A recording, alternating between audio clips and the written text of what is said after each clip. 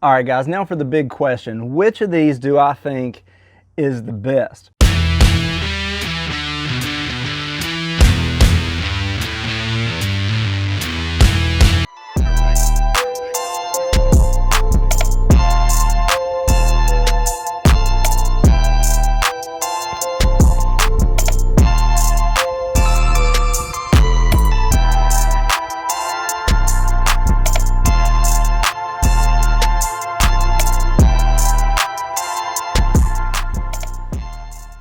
How's it going, guys? Welcome back to the PilotPatriot channel.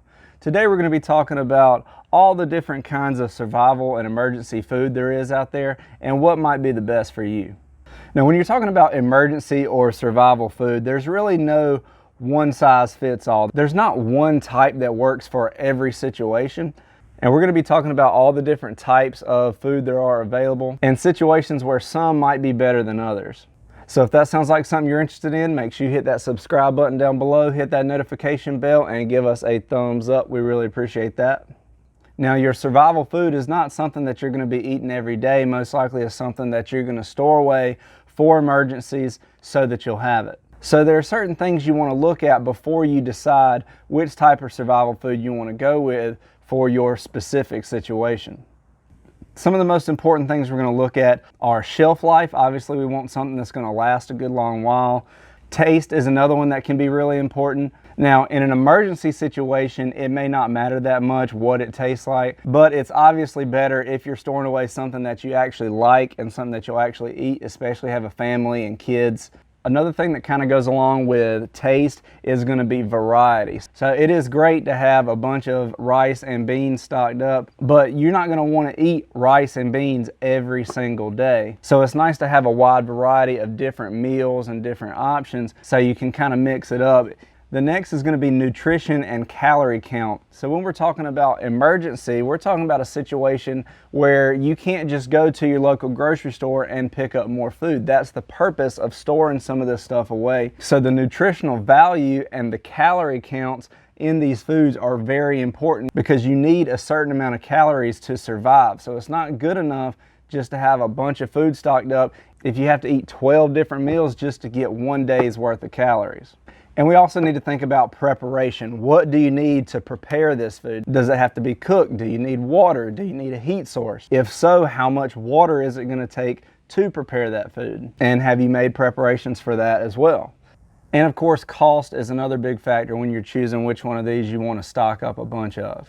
So let's go through all the different types we have here and we'll kind of hit on those categories as we talk about each one. And make sure you stick around for the end of the video because I am going to tell you which one of these I think is the best for long-term emergency survival food. Now let's first talk about some of the most obvious and some of the easiest to get. Obviously, canned food is a very popular way to store up food because it's really easy to get. You can get it at any grocery store. You can usually pick up cans like this for under $1, so it's also very cheap. Now along these same lines, I am going to also include any canning that you do on your own out of your garden.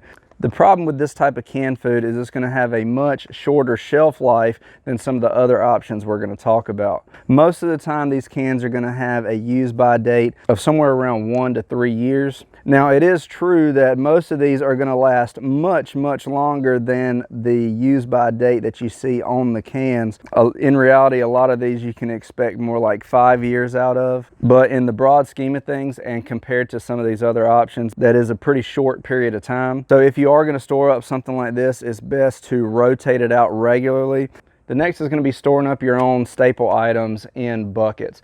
So another really popular way of putting food away for emergencies, especially in the preparedness community, is buying items like rice and beans and flour and stuff like that in bulk and storing it away in Mylar bags with oxygen absorbers and putting those in 5-gallon buckets. Now this is a great way to do that. You can stock up a whole lot of calories and months worth of food really easy that way, and it's also a very low cost way to do it. Now rice and these other items that I'm talking about storing that way are going to last you daggone near forever. They're going to have a 30+ year shelf life as long as they're stored properly, so make sure you keep them in a cool, dark place where bugs and rodents and stuff can't get access to them. And I definitely recommend doing that, but you're also going to want to supplement that with some of the other things we're going to talk about so you can get in some more meats and some more variety and things like that into your preparedness plan. Another thing you'll see a lot when you start looking into emergency and survival food is you'll see things like these emergency food ration bars. Now these do work, but this is the very basic minimum you would need for survival. It's basically just a calorie brick. It's going to be hard, it's not going to taste good. Now these do have a 5-year shelf life, but with a little more preparation you can do way better than something like this. Now, one of the most popular types of emergency food is going to be MREs. Most people are going to be familiar with this type of MRE meal kit, and what MRE means is meals ready to eat. They're going to come pre-packaged in this very sturdy military style packaging. Now, MREs are tested and proven by the military. These things are designed for harsh conditions and long-term storage, and they're designed to be eaten and used in remote survival situations. So there's no doubt this is going to be one of the most popular. Now you can still get military MREs. There are companies that make civilian MREs like Meal Kit Supply, and I have done a review on this specific MRE. I'll put a link to that here at the top of the screen. One of the biggest benefits of MREs is they don't really require water to cook. Now they are going to come with a heater bag that you put a little bit of water in to heat the food up, but that's not necessary. You don't have to heat it up to eat it. They're also going to have a lot of variety, so most cases of MREs are going to come with like 12 different menu items, and inside of each of those is a lot of different things. You'll have your main entree, you'll have a side item, you'll have a dessert, you'll have some type of cracker, and then usually like a peanut butter or a spread. They even have napkins and utensils and coffee. So this is really just a self-contained survival food kit right here. The MREs do tend to be fairly expensive. It's usually going to cost you around 150 bucks for a case of 12 of these, but these can be rationed out. You don't have to eat an entire MRE for one meal. Most MREs are going to advertise a shelf life of 5 to 7 years. Now, they could very likely last longer than that, even up to 10 years. So these are a great option because they're such a self-contained kit. If you find yourself in an emergency situation where you're on the move and you may not have access to water or a way to prepare the food, things like that, that's where an MRE is really going to thrive. And that brings us to freeze-dried food. Now, freeze-dried food is the Cadillac of emergency survival food because it's going to last the longest. Freeze-drying also locks in all the nutrients and the texture and the flavors, which is different than dehydrated or canned food, which starts to lose its nutritional value and taste over time. Now, if you've done much looking into emergency food at all, you've probably come across some of these brands here. Most of the time you'll find them marketed in some kind of bucket kit, which I think is great. These buckets are going to help preserve the food and keep moisture and bugs and rodents from getting into your food. Also, most of the time they're going to be packaged in these Mylar bags with oxygen absorbers. So most of these are going to have a shelf life of up to 25 or 30 years, which is amazing. Freeze-dried food is really what I prefer because you don't have to worry about it going bad. You don't have to worry about rotating it out like you do with canned food and things like that. You can pretty much just sit it and forget it and leave it until you need it. Another great thing about these types of kits is you're often going to get a lot of different variety. So these companies like Valley Food Storage, Wise, and Legacy, they're going to have a lot of different menu options. For example, they might have 12 or 15 different entrees that you can choose from, so you're not stuck eating the same thing every single day. Now, all these are going to require water to prepare. I have tested some of these before, and I'll leave links here in the top of the screen. These things are also pretty affordable. If you think about it as price per serving, it comes out pretty cheap. Now let's look at some of the downsides of these bucket kits. Now you'll see these marketed as a bucket of 120 entrees or 240 entrees or something like that. The problem is each one of those servings is going to have a pretty low calorie count and pretty small serving sizes. So what you'll find a lot of times is, especially for like a grown man, you find yourself having to eat 2 servings to make up one meal. The other downside is most of the time you're not going to see any meat in these kits. I think these bucket kits are a decent option. I don't think they're the best option, but we will get to that. But another freeze-dried food I like a lot is Augustin Farms. Now, Augustin Farms, they do the same thing that these companies do. You can get Augustin Farm buckets with a variety of different meals and stuff. But something Augustin Farm does that's different is you can also get their stuff in number 10 cans. Now, there's nothing all that special about a number 10 can. It's going to store just as long as those Mylar bags in the buckets. But you can get some individual items to help supplement some of those other meals. Like this is a can of scrambled egg mix. These are going to be real freeze-dried eggs, and this can has 92 servings of scrambled eggs in there. So you can use those freeze-dried powdered eggs to make scrambled eggs, or you could use it for baking or things like that. You also see they have a pancake mix. You can even get powdered milk. That's going to be pretty important if you have kids and if you want to do any kind of baking or anything like that. So I like Augustin Farms for that reason, because you can get different types of bulk items that you can use to supplement some of these other meal kits. The next type we're going to talk about is something like Mountain House, or this kit from Nutrient Survival. Now these are freeze-dried food just like the bucket kits we talked about, but on average they're going to be much higher quality.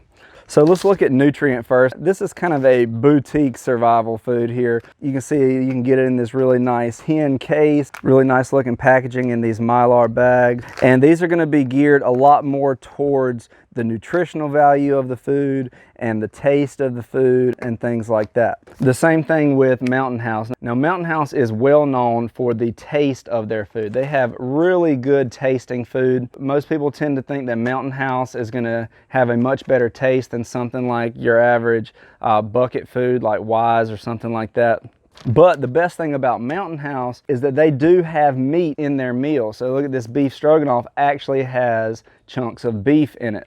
They have things like chicken Alfredo and chili mac and this beef stroganoff and spaghetti that actually has meat in it. And because of that, you're going to get better taste. You're going to get higher calorie counts, which is really important. Every calorie counts. So each one of these servings is going to usually have a higher calorie count than something like you see in the bucket kits. Mountain House also comes in several different packaging options. You can get it in the number 10 cans. They also have bucket kits and in these Mylar bags. This is called the Mountain House Adventure Meals. This is great to have a portable option to throw in your bag or something like that. If you are stocking up for your home, maybe you choose to go with something like the number 10 cans. And Mountain House is going to give you that 30-year shelf life on all their food, so it's going to last you a good long time as long as you store it properly. All right guys, now for the big question. Which of these do I think is the best? Now all these are mine. I bought all these myself. So I do see value in all of these different types of options. And the reality is you should really have a combination of several different options. But I do have a favorite, and I'll tell you that in just a minute. Now for a survival kit, like a bag that I keep in my truck or something like that, I really like something like an MRE because it's something that I can eat on the go. It's very durable, well packaged. And like I said before, it doesn't require me to have anything else. I don't need water. I don't need a way to cook it. I can pop this open and just start eating. And that's what I like about something like that, especially for if you're planning to be on the go. Also like to have a large stock of those staple items like rice, beans, noodles, and things like that. So most of the time for that, I do buy these in bulk. I package them in Mylar bags with oxygen absorbers and drop them in a 5-gallon bucket. And I can just set it and forget it and leave it for the next 30 years if I wanted to, and it would be just fine. Now that's a great way to stock up a lot of food for a long period of time, quickly and cheaply. Of course, I also do keep extra canned foods just in my pantry so that I'll have extra in there, and I do kind of rotate those out. I'll probably keep more cans than the average person, but I don't have a huge pantry full of just cans. I don't think that's practical. Which brings me to my favorite. My favorite is going to be Mountain House. Mountain House certainly is not the cheapest, but there's a reason for that. All the benefits that the Mountain House has, including meat in its packages, having the several different packaging options. I can use these for if I'm going on a camping trip or put these in a bag or something like that. I can use this very similarly to how I would use an MRE, but the number 10 cans is something you can stock up at your house. It's going to be a very durable metal can. It's going to keep the bugs and rodents from getting to it. These are freeze dried and sealed, and they're going to last 30 years or more. So they're going to have some of the longest shelf life. They're going to have some of the best taste. They're going to have some of the highest calorie counts, and they include meat. So that's why they're my favorite. It's kind of the best of all of these. So there you go, guys. There's the answer. I do kind of a combination of all these things, but for the bulk of your food storage, I do think something like Mountain House number 10 cans is going to be your best bet. Let me know what you guys think in the comment section below. I will put links to all of these things in the description if you want to check them out for yourself. I hope this video helped you out. If it did, make sure you hit that subscribe button down below, hit that notification bell, and give us a thumbs up. Thanks for watching, guys. Please like, share, and subscribe, and stay prepared.